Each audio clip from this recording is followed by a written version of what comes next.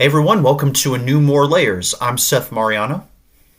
And I am Jordan Smith, and we appreciate your patience. We were going to film this episode last week on St. Patrick's Day, but around that time, the temperature around where we were was kind of fluctuating, and that messed with my congestion, and I wasn't able to breathe very well, so I wasn't getting a lot of sleep.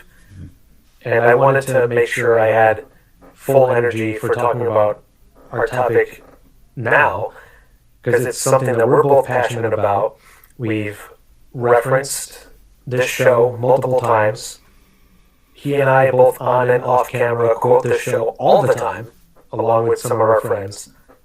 And it's one of the few shows from the 20th century that is still running now. We are talking about the legendary cartoon that is SpongeBob. Yep, SpongeBob, perhaps the biggest success story for Nickelodeon, maybe even for all millennial culture. Debuted on Nickelodeon in 1999. It's a big hit among people of our generation, and it's definitely one that we have quoted a few handful of us to each other more than once. Oh, absolutely, especially in our theater troupe that we've been with for years. There's a good handful of us that if any one of these people quotes a line from the show, the rest of us will just join right in and do the entire scene. Now, of course, with how long SpongeBob has been around, there are about 16 seasons at this point, and they're still going. So just so we kind of divide it up so each episode/season gets the time it deserves, we're going to look at what's often considered the golden age of SpongeBob, that being the first 3 seasons and the first movie. Yeah. After 3 or 4 seasons, I think some fans would argue that the show kind of got lazy, ran out of ideas, but even then, there were probably still some winners in that era, post season 3 or 4. But arguably, the first 3 were the best seasons of the whole thing. Yeah, that's what many people will definitely say. And while seasons after that weren't always that bad necessarily, it's just like the first 3 seasons, they just had winner after winner after winner. They were the most consistent at the time. And then after the first film, which was supposed to be the end of the series, so you can see how that turned out, the creator, Steven Hillenburg, had left. And it wasn't until around the time their second movie, Sponge Underwater, came out, that he started coming back and the show's episodes were getting more consistent again. And then, of course, he unfortunately passed away to, I think it was ALS. Yeah, ALS or complications from ALS. Yeah. Right. So what we're going to do is go through each episode of the first 3 seasons, kind of give our thoughts, our favorite moments and lines and whatnot, go right up through the first film, just so you guys know our thoughts, and I'm sure at the end we'll ask for yours. Now bear in mind, when we say episode, the definition is kind of different from the official one. And what I mean is, technically each episode per se is divided into 2, which is like 2A and 2B. So even though it's, for example, season 1, episode 2, it consists of 2 11-minute segments, not just 1. Yeah, there are a handful of cartoons that'll do that. There were a handful of ones that I've seen, like The Loud House and Arthur and The Replacements and Clifford the Big Red Dog. All will do 2 stories in a half-hour time slot, so it's not that far from normal. Exactly. And oddly enough, the first episode kind of breaks the norm already. because it was one of the only times where it aired 3 segments instead of 2. And one of those was completely silent, which we'll get to in a moment. But the very first episode, which came out on May 1st, 1999, according to IMDb, it all started with the episode Help Wanted. The very episode where SpongeBob starts working at the Krusty Krab. Yeah, interestingly, this is the one episode in the first season not included, apparently, on the complete first season DVD box set, which I watched growing up. For some reason, I never saw that one on television nor on DVD. I don't know why it was left out. I don't know. Well, I know some speculation was because of the song they used during the montage when SpongeBob was feeding all the anchovies. So they were probably trying to avoid copyright, if that theory is to be believed. But, because maybe there was a fallout between them and the artist. No idea. But, of course, this episode introduces us to a good chunk of the main cast: SpongeBob, Patrick, Squidward, Mr. Krabs. And when it comes to favorite moments, there's just so many, especially in the first 3 seasons. But one that always stood out to me for one reason or another is when SpongeBob first walks in, slips up, and is like, "Mr. Krabs, I'll prove I'm fry cook material. Ask Squidward, he'll vouch for me." And then Squidward pulls Mr. Krabs to the side and he just goes, "No." Yeah, that sounds so Squidward of him. Oh, of course. In fact, the very first thing Squidward says in the entire series is, "Oh no, SpongeBob, what could he possibly want?" And then, of course, after Mr. Krabs realizes the anchovies are coming, he does that whole complicated line where he's like, "That smell, the smelly smell, the smelly smell that smells smelly." Right. Then, of course, the anchovies come in literal waves because they start forming tidal waves as they destroy the restaurant before SpongeBob comes back. And I think they did do a live reading of this episode at some point at a convention, which was really fascinating to see. Yeah, the anchovy thing, it reminds me of that one old Bugs Bunny cartoon where Bugs goes to Mars, and then there's all these little Martian things that kind of sprout all over the place. I don't know if you're familiar with that.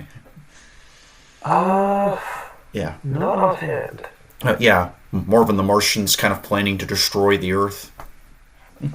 Yeah, I definitely know who Marvin the Martian is, so that definitely fits his character. I just hadn't seen that one before. Right.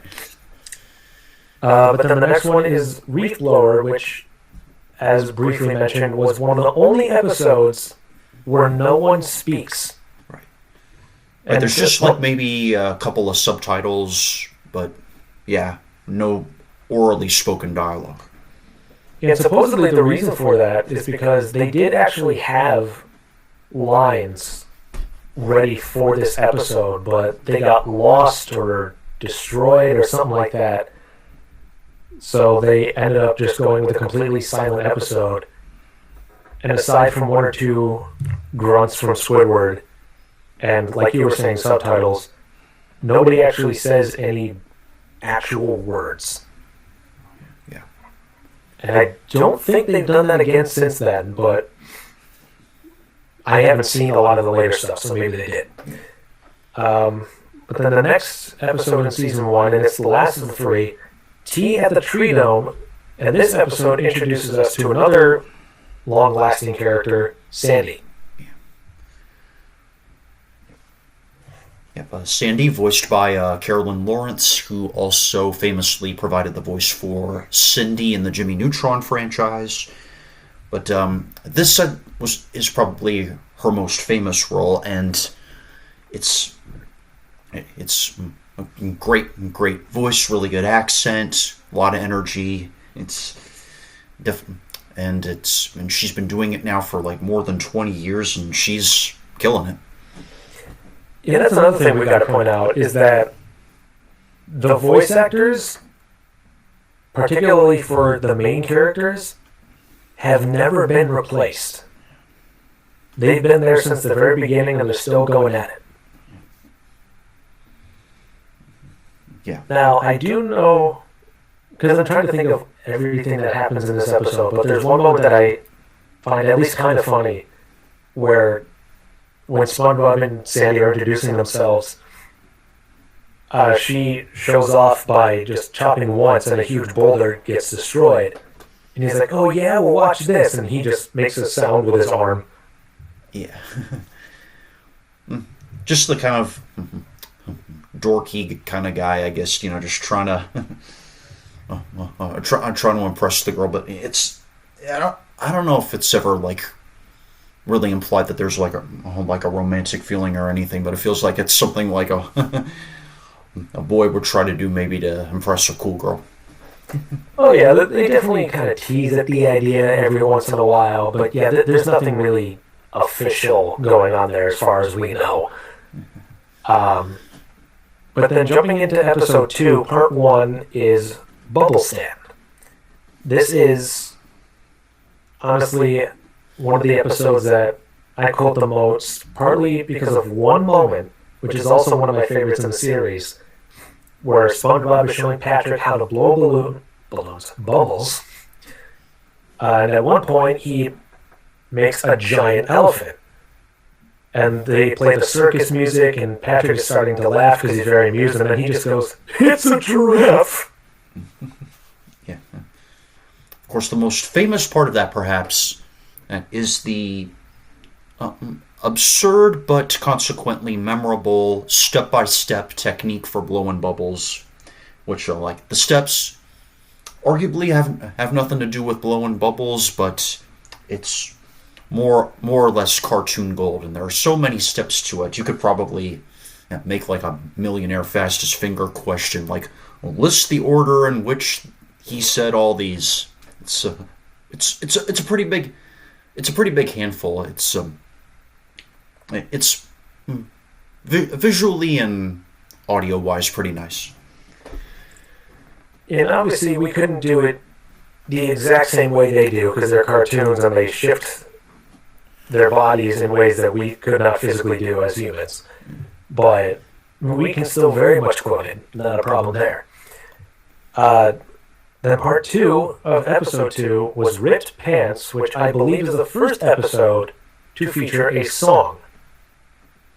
Yeah, I believe it is possibly the earliest episode to have an original song included. And yeah, it's... yeah. I remember seeing it on DVD for the first time, and yeah, it's some pretty... I don't know what the word is. Melancholy or pretty sad song, but it's... yeah, it's... Yeah, and it's probably one of the most remembered. Oh yeah, it's catchy, it's a bit of a lament, but it has a good message behind it. He's got some background singers that help him. And this episode also kind of showcases early on how physically weak SpongeBob supposedly is. His strength has been very inconsistent throughout the series, but it's generally said that he's barely able to do most physical things. Because at one point when people are lifting weights and kind of showing off, he can't even stay above ground when he's lifting up a stick with a marshmallow on either end. Like he's sinking into the ground because it's so heavy to him. But now, episode 3, starting with jellyfishing. This is one of the episodes I've probably seen the most, and the reason for that is because I didn't have cable, but it was the first episode on a VHS compilation that we had.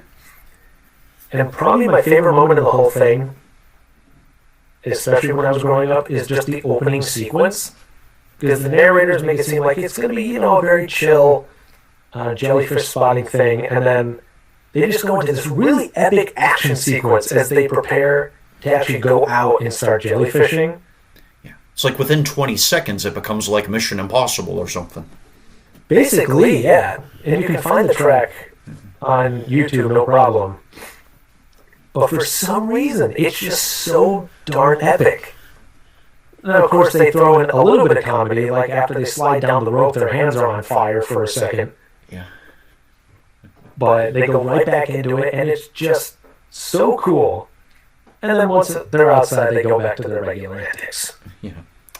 Pretty much within seconds of going outside, they're getting like beat up by the jellyfish or something. Yeah, pretty much. Yeah. They eventually get Squidward involved, and that involves a lot of hijinks where he gets hurt, and of course they make it funny. And then the following episode is actually named after a character, and it introduces said character into the series, Plankton. Plankton, of course, a recurring villain on the series, an old or longtime rival of Mr. Krabs, the boss of the Krusty Krab, and he's trying to, basically trying to keep his own restaurant, the Chum Bucket, afloat, or even boost it to outperform the Krusty Krab by trying to steal the formula for their signature item, the Krabby Patty. And this is his first effort we see at trying to accomplish that. And it's established that they have had a long history going at this, and there's even an episode further in the series that kind of explains the origin of it. But there's two moments in this episode that I really like. One is after Plankton takes over SpongeBob's mind and brings him into the Chum Bucket, and he's like, "This is my lab!"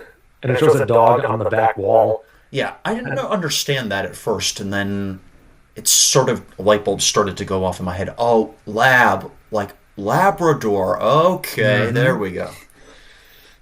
And then the other happens earlier in the episode after Plankton tries to persuade him the first time. And he's like, "Oh, tomorrow's my birthday, and do you know what I want more than anything?" SpongeBob's like, "A booster seat?" And without hesitating, Plankton's like, "Booster seat, hot dog. I mean, no." No. And oh man, if we had time, I'd quote entire episodes or so many more things, but I want to at least go over the highlights. Yeah. Then episode 4 has Naughty Nautical Neighbors and Boating School. Yeah. Naughty Nautical Neighbors is actually kind of an interesting episode because supposedly the official SpongeBob social media page made a joke about how you never see SpongeBob's backyard, but this episode shows that, yeah, you do. You do see his backyard. And this is one of the times where you see SpongeBob and Patrick fight, but it was due to manipulation by Squidward. Yeah. Well, the first of probably a handful of arguments that you see SpongeBob and Patrick get into in the series, but that's it. But this one is probably arguably lower stakes because Squidward set this up, but either way, there are. I know. When we discussed SpongeBob quotes in an earlier episode of this, I listed maybe 3 quotes from this specific episode as personal favorites of mine. Like Patrick, "I win," and "I heard there was a job opening down at the pet shop as some newspaper." And what's funny about that whole sequence is that it's very obvious that Squidward sounds nothing like Patrick or SpongeBob, but they still fall for it, which makes it even funnier. Or hardly anything unlike himself. It's like super obviously him. Oh yeah, of course. And then the part 2 of that, Boating School, introduces another comic character, Mrs. Puff, along with the starting of the running joke that SpongeBob, no matter what he does, just can't seem to get his boating license. Yeah. It's pretty interesting, kind of the story behind the whole driving school thing. I guess some of the crew or whatever were unsure whether SpongeBob was a kid or a grown up, and I think if I remember correctly, Hillenburg decided, create a boating school for him. Yeah, and it worked because it keeps coming back up in some fashion or another. Yeah. And the first thing Mrs. Puff says in the series, I think, kind of encapsulates how she feels about the whole scenario, where she kind of looks towards the camera and just goes, "I am not ready." Yeah. But then episode 5 is among some of the highest rated episodes in the whole series, because part 1 is a very iconic episode in pizza delivery. Yes. Pizza is introduced to the Krusty Krab. Mr. Krabs kind of spontaneously, when a customer calls in or somebody calls into the restaurant, apparently about pizza, gives him the idea, to just create a pizza somehow within a couple seconds out of a Krabby Patty and then send SpongeBob and Squidward out to deliver it. And there is no question to me what my favorite moment is in the episode. And it's near the end, where after SpongeBob tries and fails to give the pizza to the guy, Squidward gets mad and does it himself, which came across to many as one of the few times Squidward stood up for SpongeBob instead of just flat out despising him. And after the customer says he's still not going to pay for it, Squidward just like, "Wow, this one's on the house," and just smacks it in the guy's face, which I am sure so many people in retail and food service have really wanted to do over the years. And they've found some satisfaction in that moment. And then after they do deliver the pizza, quote unquote, it turns out that the house they were going to was about 2 seconds away. Because all SpongeBob had to do was back up for half a second on the boulder, which is another iconic moment. And they're just there. We're back to home base. Here we are. Yeah. Then part 2 is Home Sweet Pineapple, the episode where the nematodes come and eat SpongeBob's house, or technically drink it, I guess, but they're just eating up so much stuff around the town, including his house, so he's starting to contemplate moving out. And I love when they've already established this whole scenario, and Patrick's been there for at least 30 seconds, and all of a sudden he's just like, "SpongeBob, your house is gone!"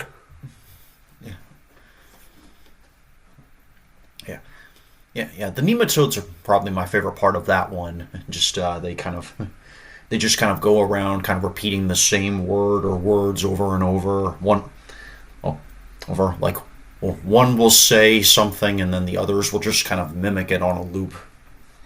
Yeah, it's almost like a hive mind situation where if one of them is thinking something, the rest of them are thinking the same thing. Yeah. Like one of them will express how hungry or thirsty they are, and they're all like, yeah, we're all hungry, we're all thirsty. And then they just go eat the next thing in sight. And then the next 2 episodes, one of which introduces more recurring characters, self-titled Mermaid Man and Barnacle Boy. And this spawned one of the most popular SpongeBob memes because there's so many of them. But it's when Mermaid Man just shouts the word evil. Like the way he says it and how psychotic he gets is just so remembered by so many people. And this is when SpongeBob and Patrick have already established how much they admire these two. They find out they're retired, they go to see them and try to convince them. And eventually, it does work. But the moment I think of sometimes when rewatching this episode is when Mermaid Man, in his crazed mind, is like, "If you don't get out of here, then by the power invested in me, I now pronounce you man and wife." And after they kick SpongeBob out, it's like, "Did you reunite our heroes?" "No, but I'm married." Right. Yeah, and Mermaid Man and Barnacle Boy are pretty much the SpongeBob universe version of Batman and Robin. That's one description that I've heard, and I can see that if you look at like the old retro Mermaid Man and Barnacle Boy sequence at the beginning. Barnacle Boy, very Robin looking, and so especially if you're into superheroes, I think you're likely probably to get into this specific one. Oh yeah, there's been many popular spoofs of superheroes out there. Like Darkwing Duck is kind of a version of Batman.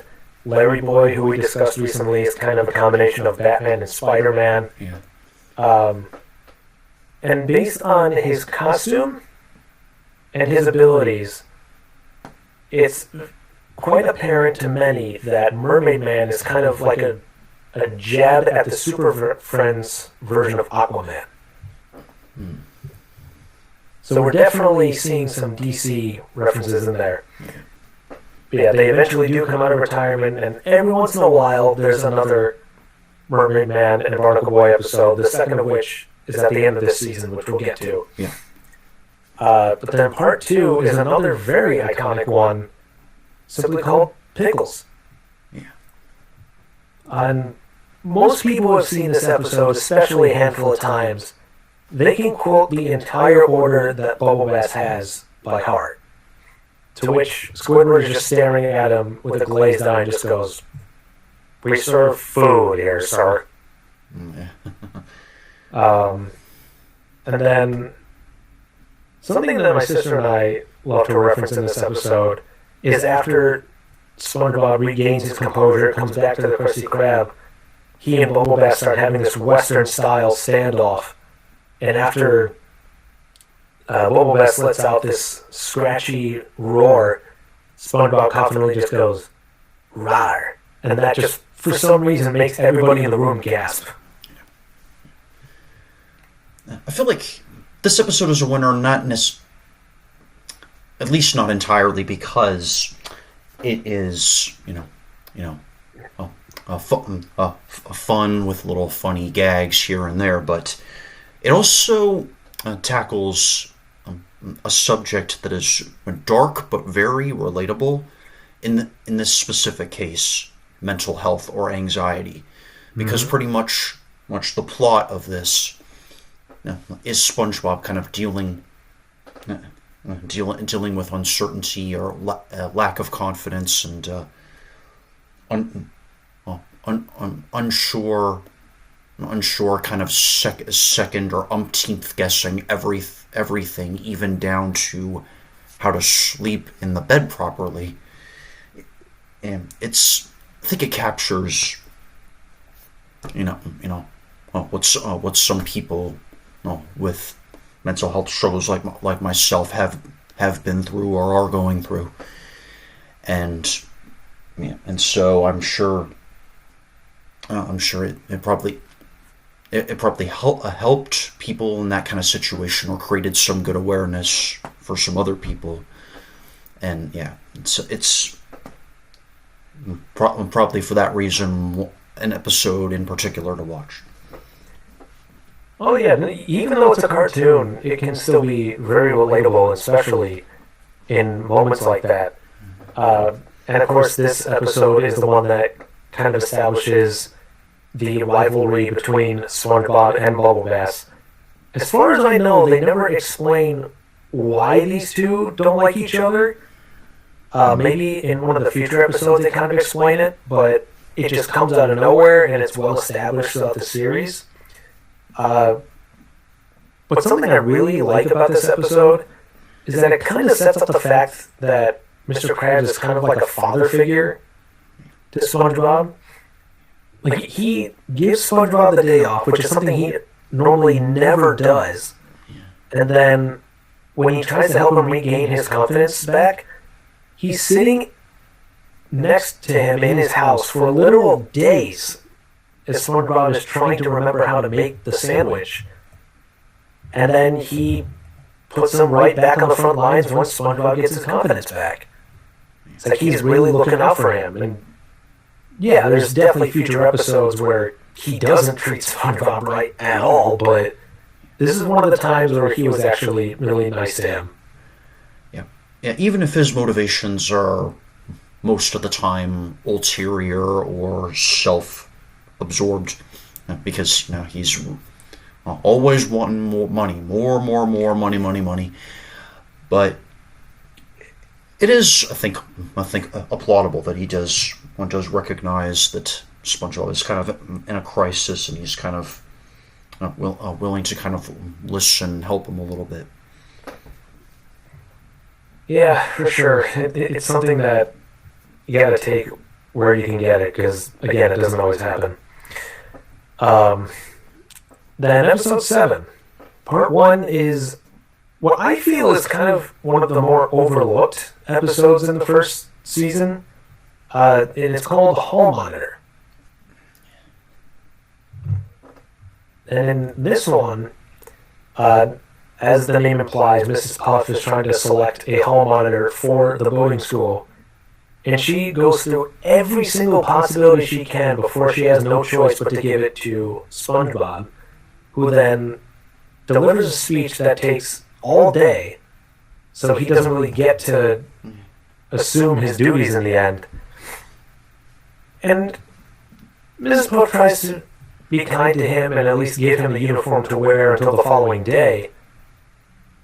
But even she realizes immediately after that was probably a really bad idea. What are the consequences of what I've just done? Oh yeah, she knew right away, and sure enough, SpongeBob takes advantage of the fact that he has this uniform and assumes that he can use it wherever he is. And he causes chaos around the town. He becomes the maniac of the city, which leads to a very popular Patrick line when SpongeBob is standing under a not a stoplight, but like an overhead lamp.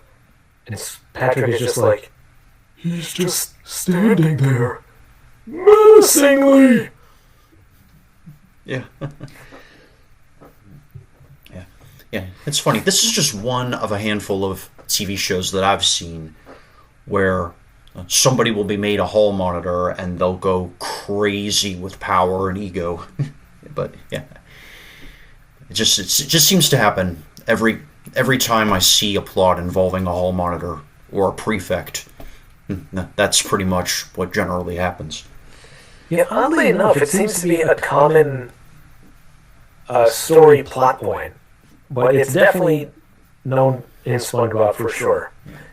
And then part 2 of episode 7 probably has one of the most, I don't know about replayed songs necessarily, but it's called Jellyfish Jam, where SpongeBob takes a jellyfish home with him, and they start dancing according to Squidward for over half a day, using one particular tune, but man, is it catchy.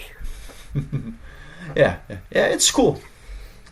In fact, fun fact about that song, when I go through car washes now, oftentimes the tunnel I'm in will have these different, like, blinking colored lights.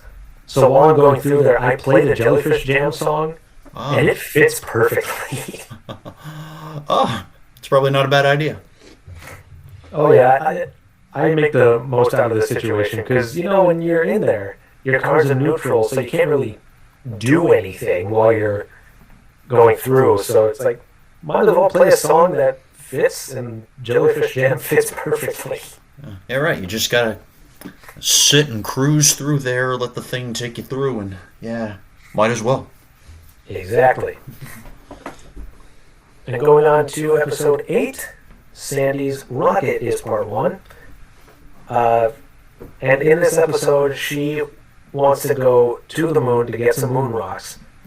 But SpongeBob and then eventually Patrick, they're so keen on the idea that it can be used to hunt aliens, and then they eventually think they're on the moon or some planet where aliens would be, and they start capturing everybody in the entire vicinity. There's 2 moments that I really like in this episode. One of them is not even something that somebody says, but it's when Patrick is in the rocket and he grabs a joystick as if he's playing a video game. Right. And for some reason, the facial expressions he makes in that moment just crack me up every single time. I don't know why they made him look so goofy there, but it is so funny. And then after they've captured everybody, they then turn on each other. And when they're about to shoot their net guns, Patrick is about to get him, and he's like, "Oh, it's not you that's got me. It's me that's got me." Yeah. Yeah.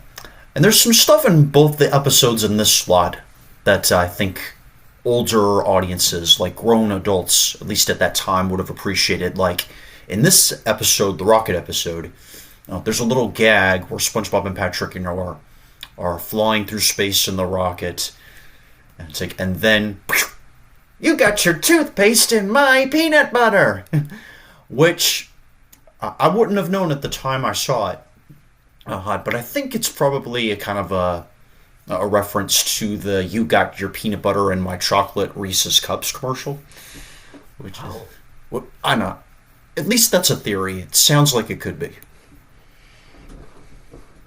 It's very possible, because they do make a lot of callbacks, references, and kind of in-jokes towards other things. And there's another theory that kind of stems from this that has some hard evidence, because in a later episode, SpongeBob gets bullied by a character named Flats the Flounder, and many people wonder, wait, why is Flats out of nowhere just being so mean to him? However, some eagle-eyed viewers watching this episode, Sandy's Rocket, when they have a montage of character of these two capturing everybody, one of the people that SpongeBob catches is Flats. Feel like I remember that. I'm not certain, but maybe that is. And did Flats get captured? It was a very blink and you'll miss it, but he was in his bathroom or something, and SpongeBob is just in the mirror when he opens it and captures him. But it's very brief, and many people speculate that that's why Flats comes after him in a later episode. But it's also entirely possible that he was just a random character to put in the montage, and then they just reused him later. But in any case, part 2 is Squeaky Boots. And in this episode, Mr. Krabs shows his cheapness by giving said boots to his daughter for her birthday. She, of course, hates them, so he tries to find a way to get rid of them, gives them to SpongeBob, and to most people, the sound doesn't bother them too much, and that's partly because, they're not around it all day. Mr. Krabs and Squidward are. Squidward eventually leaves, and it literally drives Mr. Krabs insane, to the point where half of what everybody is saying just sounds like the squeaking. So he eats the boots, and you think that's the end of it. But the episode ends with him hiccuping with that squeaky sound. Yeah, and the resolution of the story it's pretty much an obvious parody of Poe's Telltale Heart story. Won't go into that much detail, but I feel like that's the other thing. I think the older audiences would probably appreciate that sort of old culture reference. In this case, Edgar Allan Poe. Yep, and then episode 9, part 1 is Nature Pants. And this, of course, is a very iconic episode because of the whole plot where SpongeBob decides to live among the jellyfish. But one thing that this episode does that kind of becomes a recurring theme, though not that often, is how they kind of break the fourth wall by acknowledging how long each episode is. Because right after SpongeBob runs off initially, they're starting to kind of bet how long he's going to last. And Squidward just goes, I give him 11 minutes. Yeah. Well, now that makes sense. And for those that don't know, each SpongeBob episode usually lasts about 11 and a half minutes at most. Yeah. Then Opposite Day is part two, where Squidward gets so fed up with his neighbor, so he invents Opposite Day to try to get them to behave while he actively sells his house. Now, it seems to be going well at first, but then it backfires because while he's fixing SpongeBob's house after the latter destroyed his own house, that's when the seller shows up and sees SpongeBob dressed as Squidward, assuming it's him. And then, of course, Patrick's involved too, which leads to the whole quotable sequence. What kind of fool do you take me for? He's Squidward, you're Squidward, I'm Squidward.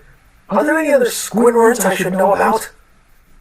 And then Gary shows up for no reason. He's just there, also with a Squidward nose. And she's just like, I'm out of here. Oh.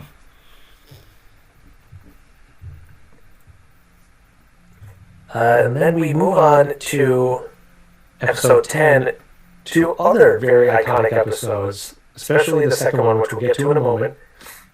But the first one is Culture Shock, where they host a talent show at the Krusty Krab, which gives a lot of the other characters, even if it's only for a few seconds, a chance to shine. And I think, aside from Home Sweet Pineapple, this is one of the only times in the first season where we physically see SpongeBob's parents. Yeah. There are maybe, there are at least 3 or 4 times they show up. I know there was the Blackjack episode, No Free Rides. Yeah. At least 4. So. Yeah, they pop in every once in a while. They're not the most common recurring characters, but they do like to bring them back every so often.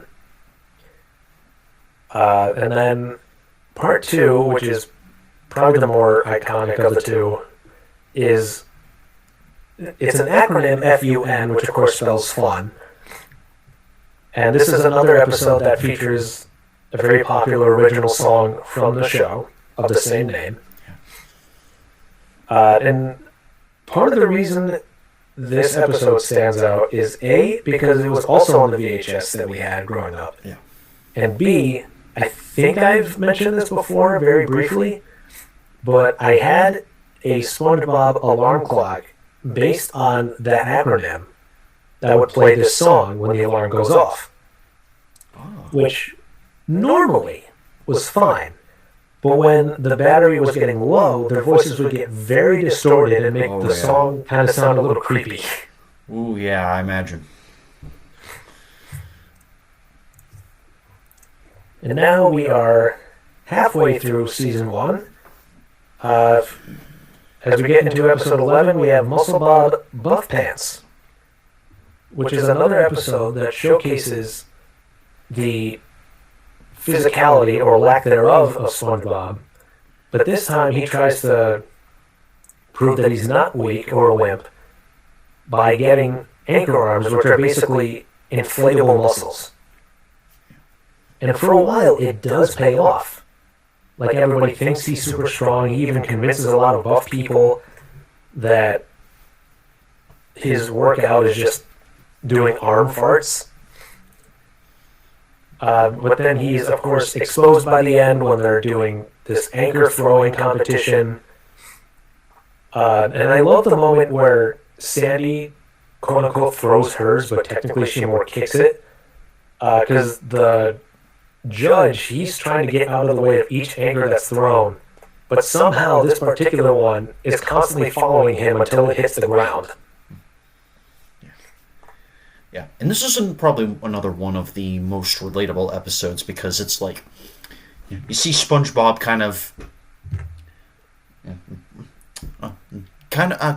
you know, just kind of just trying to fit in with the in crowd more or less, probably, or at least he's just trying to boost his image. So it's relatable in that way, I think. It definitely is. A lot of us, as we were in school, had that struggle of trying to fit in or be the popular person among the group. But it shows that just because you're popular doesn't mean it's going to last forever. And sometimes when it doesn't, it can leave you in an even worse situation than when you started. So honesty is a big plot point in this episode. And that's kind of the case with the next one, Squidward the Unfriendly Ghost. Because in this episode, Squidward has supposedly mastered all the different art forms. But the latest one he worked on is melted and thus destroyed by SpongeBob and Patrick. And then they see Squidward just coming out of the shower, but because he's so pale and there's a cloud surrounding him, they think he's dead. Because they think they killed him. So he takes full advantage of it and have them tend to his every whim, which leads to another, of course, great moment among many, where they're feeding him, and SpongeBob, he's doing basic things like a grape or a banana. Patrick comes out of nowhere with a giant watermelon, and he's just like, "One watermelon, fresh from the manure fields, your smokiness." Yeah. And there's a joke which I probably wouldn't have never gotten in that era when I was growing up, but when they're carrying Squidward to the place where he wants to lie down, at one point he says, "Too small," and then he says, "Too loose, Lautrec," which I believe is a Moulin Rouge reference, which I think older viewers would probably appreciate.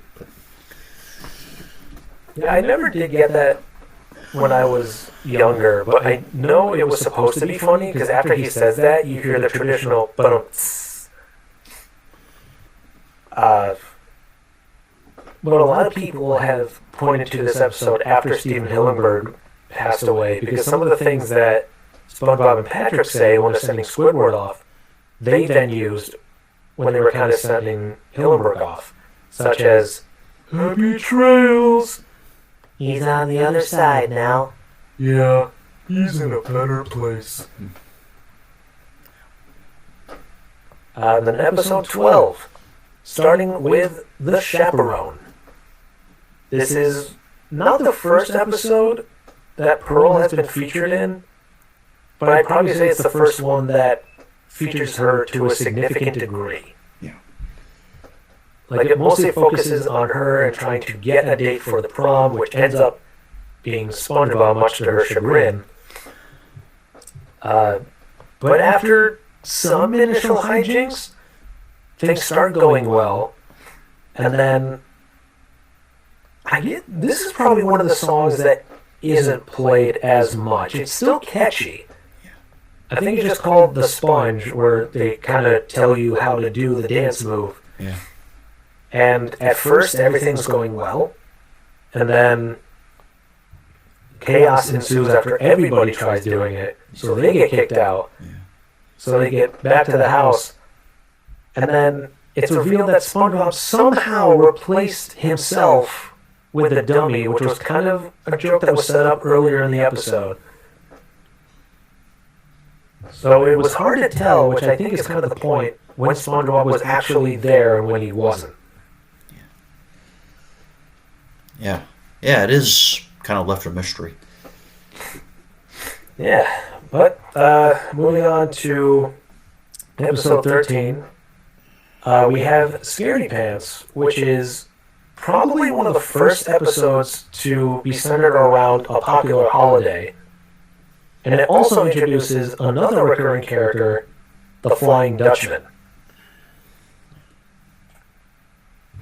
And at first, SpongeBob just can't seem to scare anybody, and he himself is easily scared. But then he ends up scaring everybody in town once his brain is exposed. Yeah. Which I think is one of the first times we see something like that happen.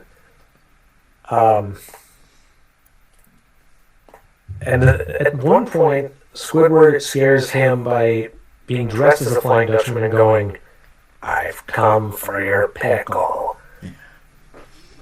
And I've kind of established this before, but for whatever reason, especially when it's someone like Patrick, whenever somebody in SpongeBob says the word pickle, there's just something about it that makes me chuckle. I have no idea why. Like, there's an episode where Patrick goes, What's so great about a nerdy pickle? Right. and that's just another example, but probably one of the moments in this episode I quote the most is when SpongeBob asks Patrick, "What's the difference between that ghost and me?" And Patrick just starts losing it. He's like, Don't tell me! Don't tell me! Don't tell me! I can do this! I can do this! Don't tell me! Okay, tell me. Right. and then it moves over to I Was a Teenage Gary, which honestly is probably one of the creepier episodes for some. Oh, yeah. Like, it starts off okay. Like, SpongeBob goes on a jellyfishing convention trip thing for a weekend.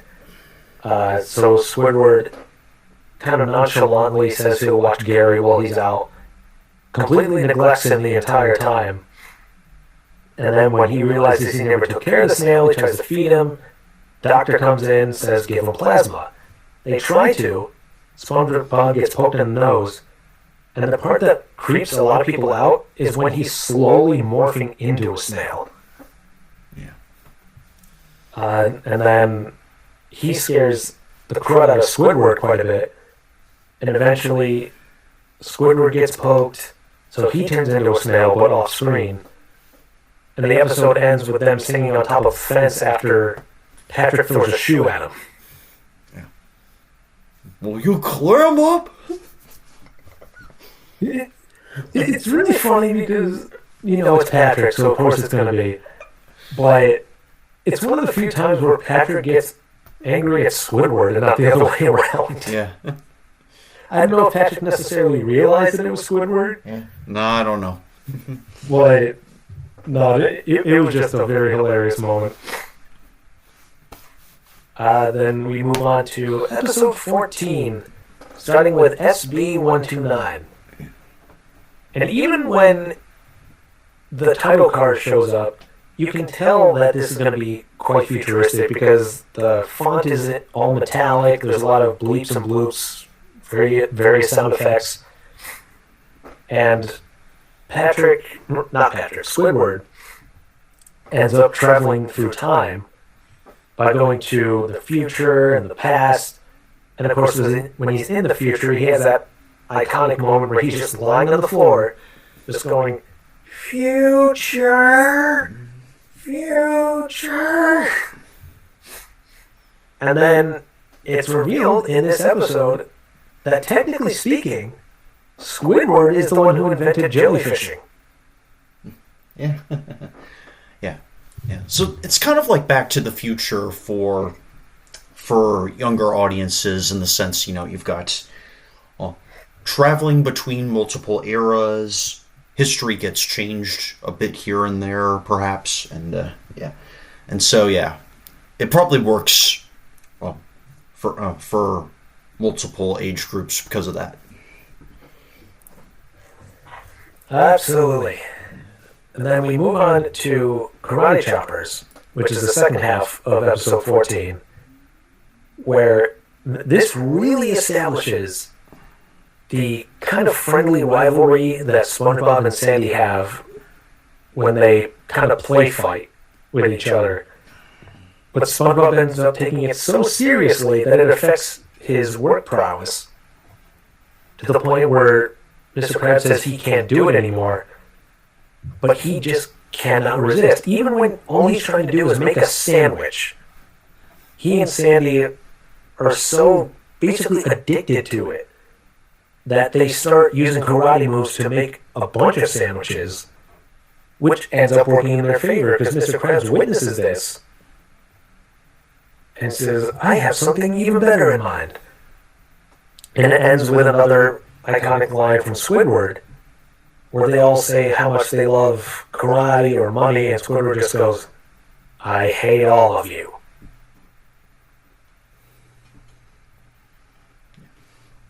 Alright, and then we move on to episode 15.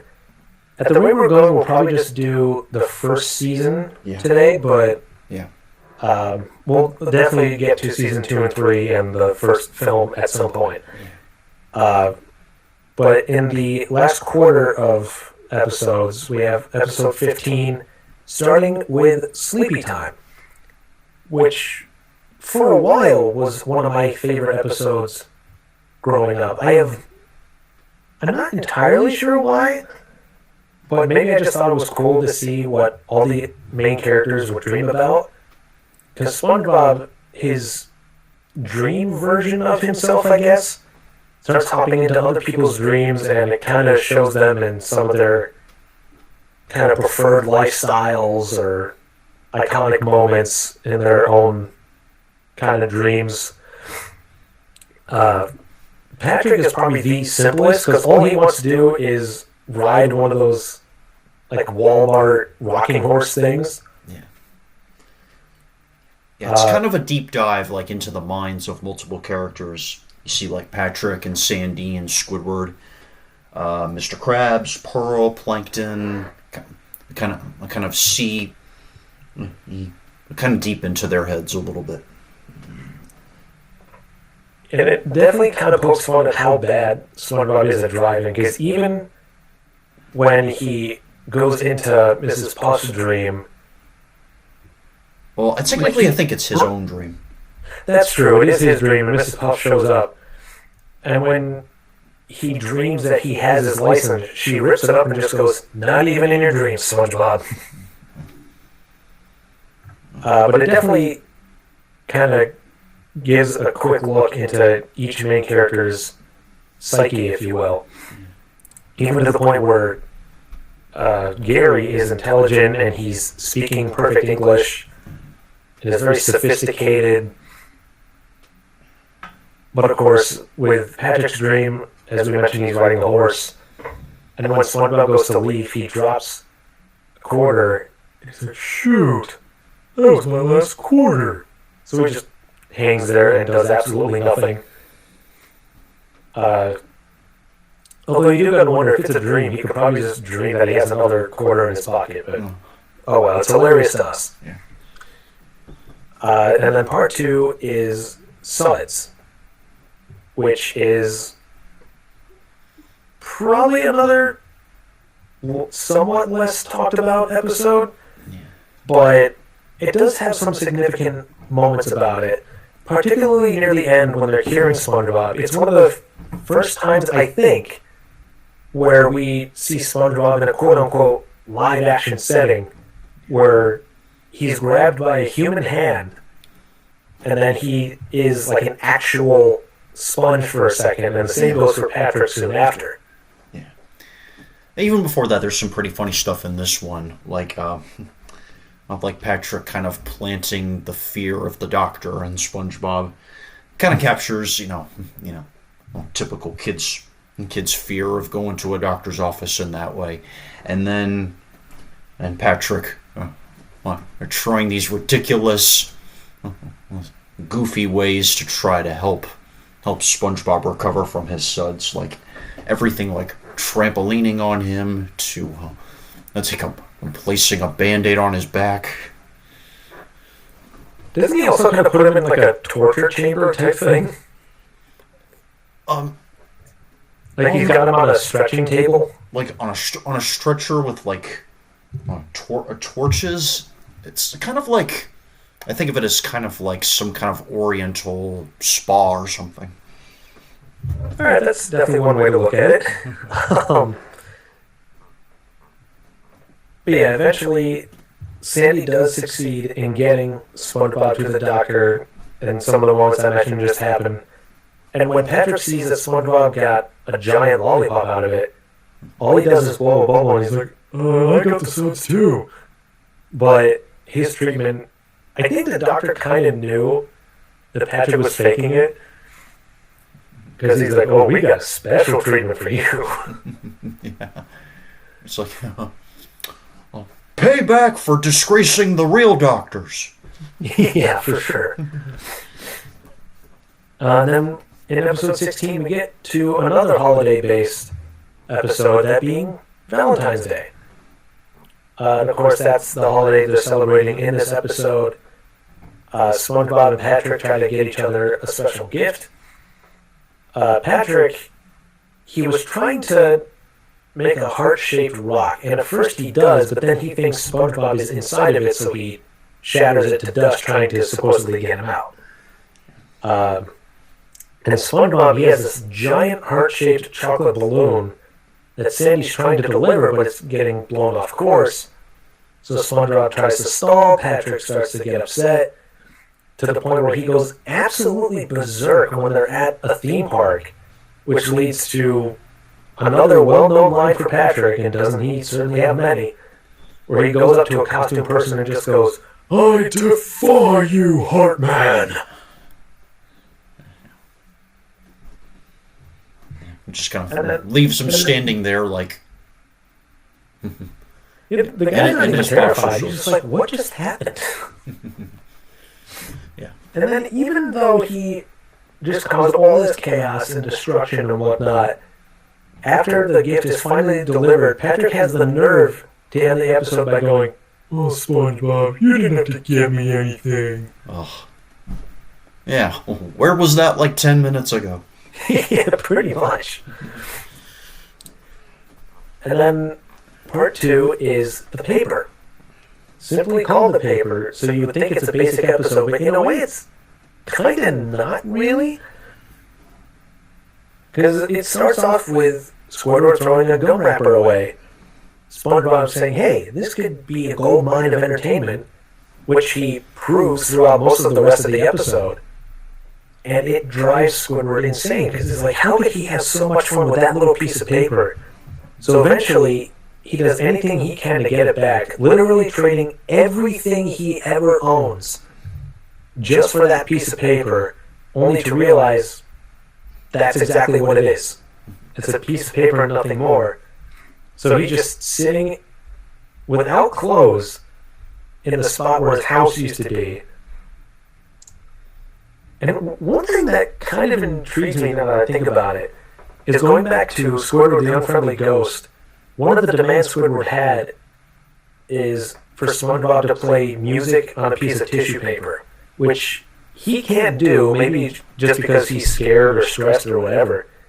But then, in this episode, he's playing a whole song.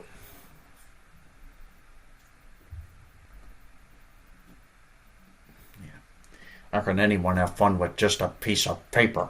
Animation, that's how. Well, Exactly. well, the right character, apparently. And it kind of shows that using your imagination, you can make a lot of things fun that most people wouldn't think of initially. Yeah. It's like, I'm a guy who traded everything he owns for... And then Patrick comes out of nowhere. A worthless piece of paper. Thanks, Squidward, this is just what I needed.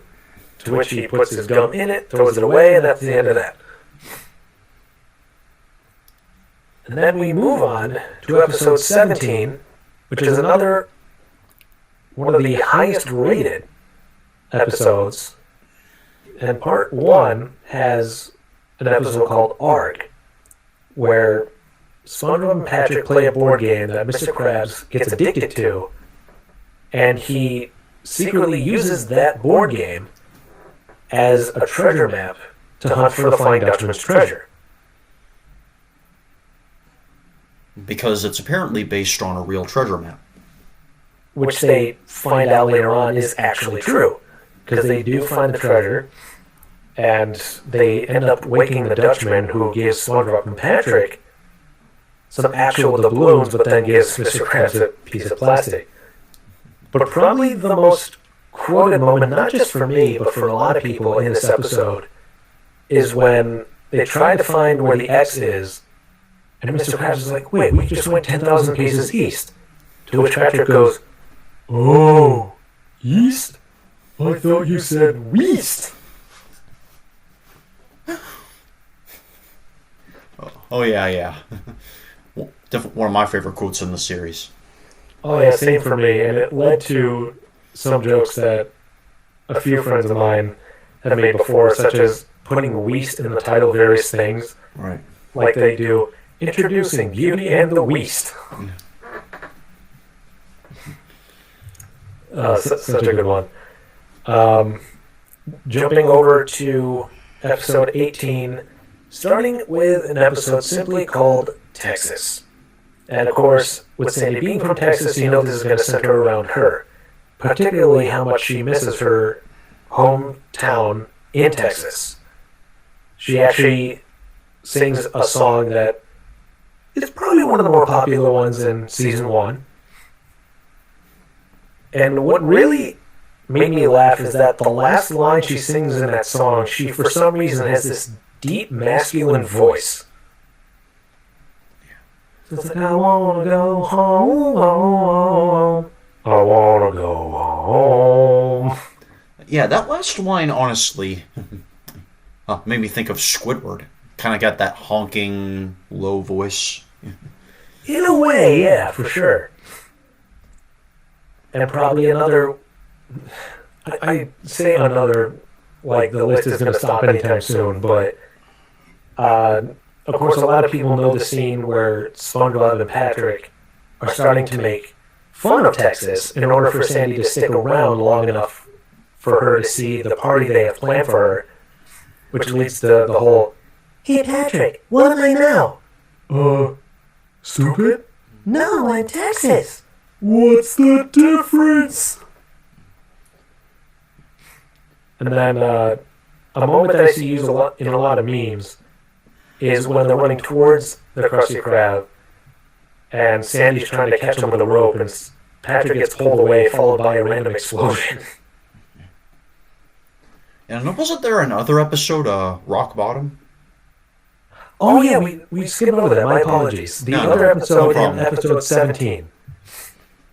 Yeah, good catch. Yeah, it's called Rock Bottom, as you mentioned, and this is when SpongeBob and Patrick just got out of Glove World, kind of a somewhat recurring location in the series.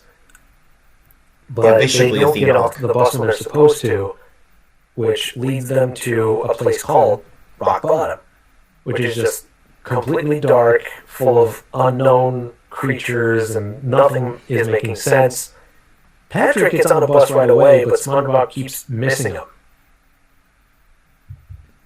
I like to think of this as kind of like the Twilight Zone story of the series. It's uniquely bizarre. It's kind of an eerie environment that SpongeBob is in throughout this one, and yeah, it's probably one of the darker situations we see him get into. Yeah, even he kind of points it out, where after all the lights go out, he just goes, "This isn't your average everyday darkness. This is advanced darkness."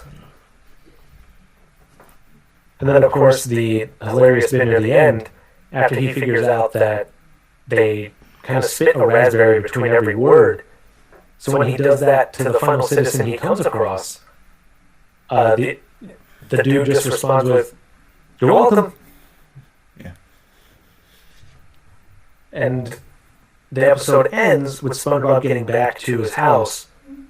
But Patrick doesn't know that, so it just ends with him driving back to Rock Bottom, not realizing that SpongeBob isn't there anymore. So it's like, oh, here we go again. Then jumping back to episode 18, part 2 there is Walking Small, which has Plankton trying to take over the popular beach location in the show to kind of extend his business. But he makes the realization that, go figure, he is small. So he wants to get someone bigger to help him get all the work done. And of course he ends up finding SpongeBob.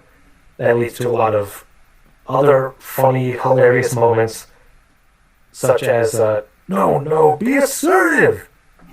To which SpongeBob responds by sticking his finger in the guy's pocket. Not insertive!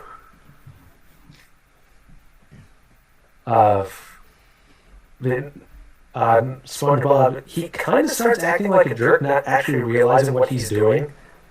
And then the moment he realizes how he's been manipulated, he just reverses everything he just did And Plankton's like, There's too much kindness, can't take it. and then we're getting there. There's 4 more episodes to go. Well, technically 2, but again, each episode has 2 segments. Season 1, episode 19, Fools in April is part 1, which, as implied, centers around April Fool's Day, which, according to Squidward, is one of SpongeBob's favorite times of the year because of how much of a jokester he is. SpongeBob, in this episode, his practical jokes, for the most part, are pretty tame, if not slightly cruel, but it's mostly well known for how Squidward responds by taking it way too far. Yeah, practically like turns SpongeBob into a living Rube Goldberg machine, sort of. Honestly, yeah, that's kind of a good way to put it. And it goes as far as to show kind of the aftermath. After SpongeBob runs off, Squidward's looking around and realizing, oh no. And for the next few minutes, he's trying to find some way to apologize to SpongeBob, but he's having trouble saying those words. So when he finally initially does, he starts walking away only to realize that it wasn't legit. So he goes back, apologizes again, and he's desperate this time. SpongeBob cheers up, realizes... Well, SpongeBob doesn't realize, but Squidward realizes because of SpongeBob that SpongeBob was even pranking him in that moment. And once that realization hits, Squidward takes it all back and runs off. I'm off the hook. So my conscience is clear. And then this is probably the last episode in episode 1 that introduces a new character.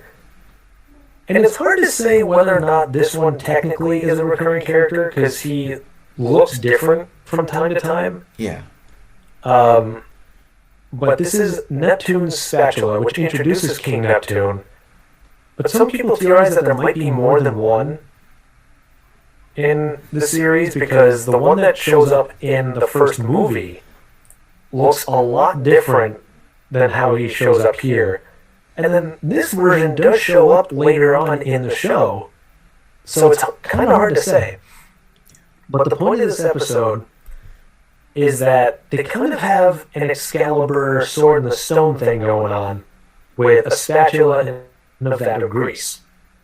SpongeBob ends up being the one to pull it out, but Neptune refuses to believe it was him. So he has... at first multiple challenges, but then Patrick kind of messes with him and ticks him off. So it's like, okay, there'll be just one challenge, and if I win, you have to give up fry cooking forever, but if you win, you can be my fry cook. And of course, it leads to the competition that they have, where Neptune initially wins, but the burgers he makes are gross. But when he tries the one burger that SpongeBob made, he likes it so much that he even goes, "Why, it tastes so good, I think I'd like to try it a second time." And to everyone's disgust, he spits it back out and immediately eats it again.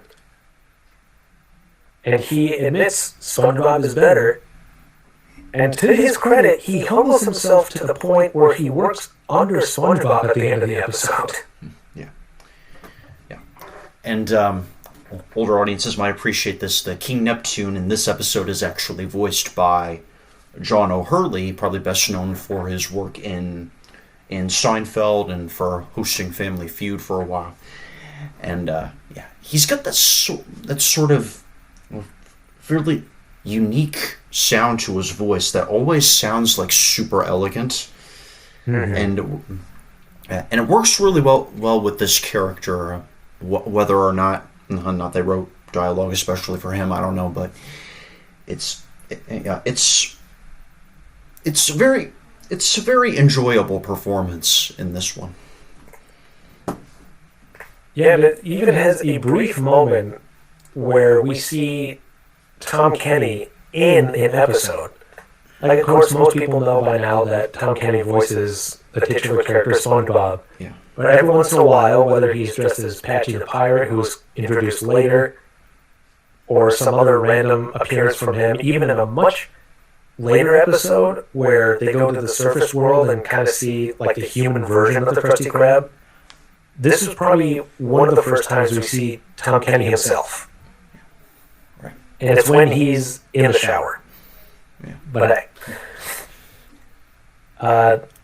And then the final two episodes we'll end up talking about today because we're definitely going on for a bit on this one, but that's okay because we love SpongeBob, if you can't tell already. But part one of the final episode of season 1 is Hooky, which for a while was probably my favorite episode in general out of the ones that I'd seen for a while. And in this one, it kind of has a double meaning because, yes, SpongeBob and Patrick do play hooky by having SpongeBob kind of ditch work under the belief that he's just taking a break. But they play hooky by going on actual hooks Mr. Krabs establishes early on they should not do. And it actually has kind of a dark joke in there, too. Because when they first get to the hooks, SpongeBob's going, "Where is everybody?" Patrick goes, "I don't know. There was one kid here earlier." And when he says that line, all you see on the ground are a pair of abandoned shoes, implying that whoever that kid was, he's already been caught. Yeah. It's basically fishing from, like, Fish's point of view. Yeah. And there's some shots with some live-action fishermen. And this is a good episode because it really deals with themes of addiction and temptation, and from a very realistic and relatable perspective. And basically, in this case, the vice, I guess is the word, is the fish hooks, and the more they kind of entertain the thought, the more trouble they get in. And eventually, SpongeBob does do whatever he can to resist. He ultimately succumbs, but Patrick basically negates everything that Mr. Krabs said from the get-go. And after SpongeBob succumbs to the temptation of riding on this one hook that's just hanging around, he gets caught on it. Tries to hide it at first, but then confesses, "Yes, I was on the hooks. I know I wasn't supposed to." So he starts removing his clothes, thinking that'll set him free, but it doesn't. And he gets utterly humiliated.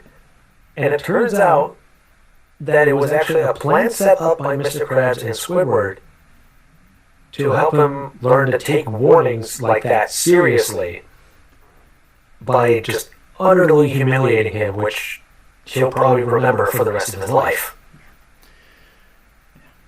It's probably one of the worst feelings in the world. Oh, yeah. You do something you're not supposed to do, and you may even be fully aware of it in the moment, and then it blows up in your face, and the consequences can be so painful. And even when you don't necessarily do something bad, just being humiliated in front of a crowd of people sticks with you for a while.